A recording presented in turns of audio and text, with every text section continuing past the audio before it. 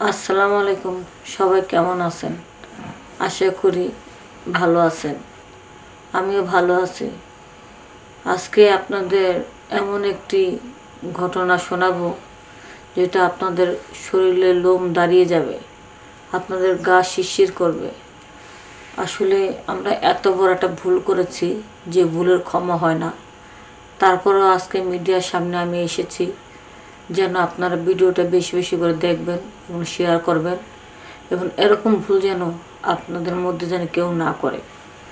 আজকে ভুল করেছি, ভুলের খেসারত নিজেরটা নিজে দিতে হচ্ছে। ছোটোবেলা থেকে বাবা মা আমাদের দুজনকে খুব আদর করে। আমরা এক ভাই এক বোন, লেখাপড়া ভালোভাবে চলতে লাগলো। হোস্টেলের ভিতরে যে সমস্ত পোলাপান থাকে, সবটি পোলাপান অনেক বুঝদার, অনেক পাকনা পাকনা কথা বলতে পারে। এর জন্য এখন আমার যে বাবা মা আমাদের দুজনকে দুই জায়গা হোস্টেলে দিয়েছে। মাঝে মধ্যে যখন ছুটি হতো তখন আমরা বাড়িতে আসতাম।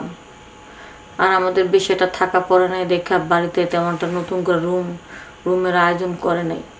আগে ছোটোবেলা যখন বাপ মার কাছে থাকতাম তখন একটা ঘর ছিল, এখন ওই একটা ঘরে আছে। এখন ওই ঘরের মধ্যে আমার বাবা মা থাকে, তার পাশে আমার এই দাদি থাকে। এখন ঘর একটাই আছে, আমাদের আলাদা আলাদা রুম দেওয়ার মতো কোনো ইয়া নেই। পরে সকালবেলা আসলেই সন্ধ্যার দিকে চলে যাইতে হয়, যেহেতু থাকার কষ্ট হয়ে যায়।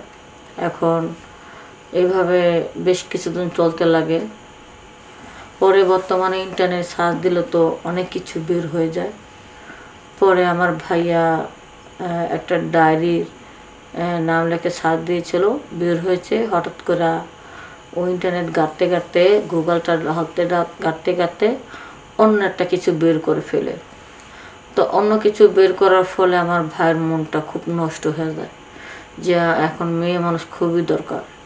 মানে একজন সিঙ্গেল মেয়ে মানুষ তো আর আমার ভাইয়ের কাছে আসবে না বা বসবে না। আমরা হোস্টেল থেকে আসলাম বাসায় আসার পরে তো আমরা গোসল করতে গেলাম। পরে আমি একটু কাপড় চোপড় খুলে গোসল করতেছিলাম। হুট করে মানে আমাদের গোসলখানাতে এমন একটা দরজাটা ভিড়ানো ছিল, তবে লকটা একটু ভাঙা ছিল, তাই আমি লকটা লাগাতে পারিনি। পরে হুট করে আমার ভাইটা ঢুকে পড়েছে। এখন ঢুকে পড়ে এখন সেও থোতা থোতা চোখে চোখ পড়ে গেলো, আমারও চোখে চোখ পড়ে গেলো গা। এখন আমিও কিছু বলতে পারতেছে না, সেও কিছু বলতে পারতেছে না। চুপচাপভাবে সে হাত মুখ ধোয়ার জন্য গিয়েছিল, হাত মুখ ধুয়ে তার রুমে আইসা পড়ছে। পরে যখন আমি গোসল শেষ করে যখন রুমে আসবো, এখন দেখি দরজাটা লাগা রাখছে। ব্যাপার, দরজা লাগানো কেন? তখন দরজা লাগানো দেখার পরে আমার অনেকক্ষণ গেটলো করলাম, খটখট করলাম।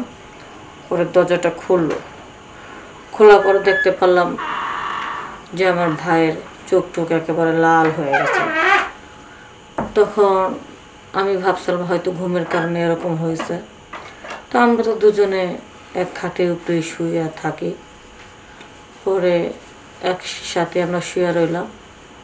শোয়ার পরে আমার ভাই তো মনটা নষ্ট করে ফেললো। আমার ভাই ওই যে গোসলখানা আমার ওটা দেখলো, দেখার পরে তার ঘুমটা হারাম হয়ে গেছে। আর আমিও আমার ভাইটা দেখে ফেলেছি। দেখার পর আমারও ভাইটা দেখে আমার কাছে খুব পছন্দ, ভালো লাগলো। পরে একসাথে শোয়ার পরে দুজনে আর কি দুজনের প্রতি একটা লাগলো, অনুভূতি লাগলো। একজনের প্রতি একজনের ইচ্ছাটা জাগার পরে দুজনে রাজি ছিলাম। তখন আমার মন ভরে আমার ভাইটা আমার সাথে শারীরিক সম্পর্ক করলো, আমার খুব ভালো লাগলো। আমার কাছে মনে হলো যে ঢেকির মুগুরের মতন আর কি, এরকম মনে হলো। তো যাই হোক, এইভাবে আমি আমার আপন ভাইয়ের সাথে শারীরিক সম্পর্ক করি। তবে এটা ঠিক না, ছোটোবেলা থেকে একসাথে আমরা চলাচলতি করছি, কিন্তু বড় হওয়ার পরে একটা মেয়ে শুধু মেয়ের সাথে খেলা করার অধিকার, একটা ছেলে শুধু ছেলের সাথে খেলা করার অধিকার। একটা মেয়ে হয়ে যদি ছেলেদের সাথে খেলা করে, তাহলে অবশ্যই আপনারা বাবা মা হিসেবে দেখবেন কী ধরনের সে খেলা করতেছে। এটা আপনারা আগে বুঝে নেবেন। যদি বুঝতে পারেন যে না, এখানে খেলাটা, এই ধরনের খেলাটা নিরাপদ না, ভালো খেলা খেলতে দেবেন, অথচ খারাপ ধরনের কোনো খেলা খেলতে দেবেন না। তা আমার আপন ভাইয়ের সাথে আজকে আমার এই ঘটনাটা ঘটে গেল, সেই জন্য আমি আপনাদের কাছে দুঃখিত। আর আপনারা সবাই সতর্ক থাকবেন, এরকম ঘটনা যেন কারো জীবনে না ঘটে। ভালো লাগা আমরা একজনের প্রতি একজনে এরকম করতে থাকি, পরে তো আমরা আবার যার যার মতন হোস্টেলে চলে যাই। ওর হোস্টেল আলাদা, আমার হোস্টেল আলাদা। তারপরে আমরা যখন মোটামুটি বড় হয়েছি, এখন আমার বাবা মা বাড়িতে গেলে বলে তুমি আলাদা ঘুমাবা আমার সাথে, আর তোমার বোন তোমার মায়ের সাথে ঘুমাবে। আমরা একত্র হওয়ার সুযোগ পাই না। পরে আমি আমার ভাইয়ের সাথে একটা বুদ্ধি পরামর্শ করলাম যে ভাই কি করা যায় বলতো। তো বললো চল আমরা নানির বাড়ি গ্রামে ঘুরতে যাই। গ্রামে ঘুরতে যাওয়ার কথা বলে নানির বাড়িতে থাকবো, পাশাপাশি রুমের মধ্যে থাকবো। পরে তুই হুট করে আমার রুমে চলে আসবি নানিকে ঘুম পাড়িয়ে। আর নানির অত বড় বাড়িতে তো শুধু নানি একাই থাকে, সেই বুড়ো মানুষ অত একটা ভাববে না, কিছু মনে করবে না। এটা ভেবেই আমি নানির বাড়িতে বেড়াতে যাই। তারপরে আমরা ওখান দিয়ে হস্টেলে ফাঁকি দিয়ে আমরা বেশ কিছুদিন নানির বাড়িতে বেড়াতে যাই, কিন্তু আমাদের বাবা মা জানে না যে আমরা নানির বাড়িতে বেড়াতেছি।